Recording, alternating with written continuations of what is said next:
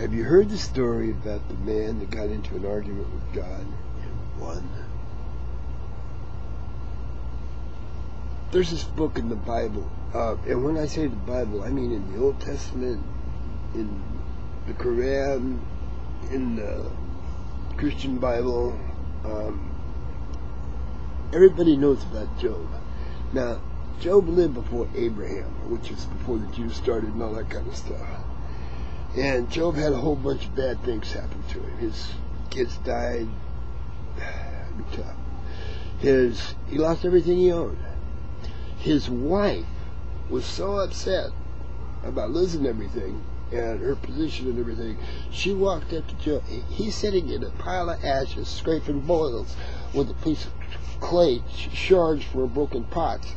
And his wife walks up to him and says, "Why don't you just curse God and die?" That's a sweet thing for a woman to say to her husband, isn't it? Anyway, that's the last you hear her. Have you thought? He lost his wife too, folks. And he gets these three friends to come over, and they're telling him, "Oh, you must have done something bad. You gotta go ahead and do this thing." And Job says, "No, I didn't do anything wrong. I didn't cheat on the old lady. I didn't, I raised my kids good. Hey, my kids loved each other. They liked being with each other. None of them felt like they had the competition for my love or anything. I mean, I've done the best I could. And this is not fair. This is not right. And you know what? I'd like to tell God, I'd like to argue with God about this. I want to, oh man, he's got some explaining to do. But if I don't even know where to find him, no matter where I look, who do I go? Where do I go? Who do I talk to about this? And even if I do find him,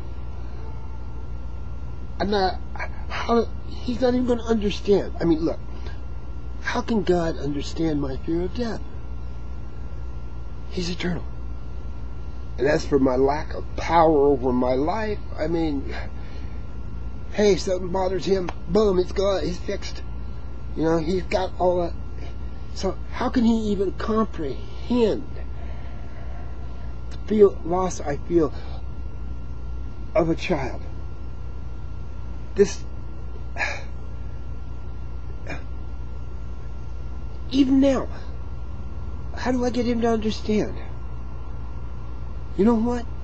Even if I got a chance to talk to him, as powerful as he is and everything, I'd be on my face. I wouldn't even get a chance. I mean, no matter what I said, I'd be wrong. I'm disagreeing with him. I mean, you know what I need? I need a go-between, a mediator, somebody that he trusts and that I trust.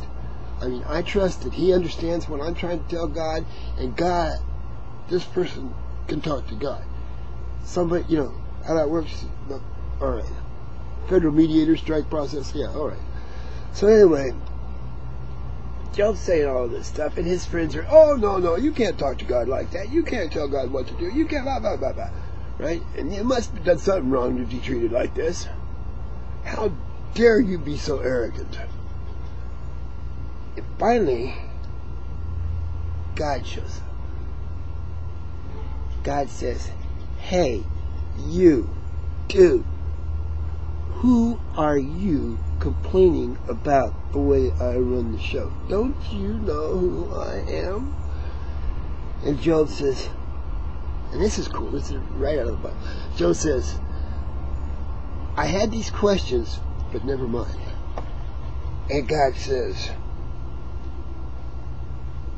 "I am." He spends 3 chapters talking about how tough he is. And Job says, "I had another thought, but never mind." The thoughts that Job had: 1, that he couldn't talk to God; 2, that God wouldn't understand him; that 3, he wouldn't get a word in edgewise because God's so powerful. Yeah, all right, you know.